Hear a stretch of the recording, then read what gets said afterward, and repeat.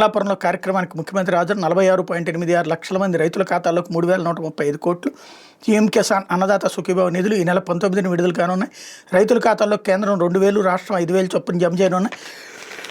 వైఎస్ఆర్ కడప జిల్లా కమలాపురంలో జరిగే కార్యక్రమంలో ముఖ్యమంత్రి చంద్రబాబు నిధులు విడుదల చేయబోతున్నారు. రాష్ట్ర వ్యాప్తంగా మొత్తం 46.86 లక్షల మంది కర్షకుల ఖాతాలకు 7,000 చొప్పున మొత్తం 3,135 కోట్లు జమ చేస్తామని ప్రభుత్వం సోమవారం ప్రకటనలో తెలిపింది.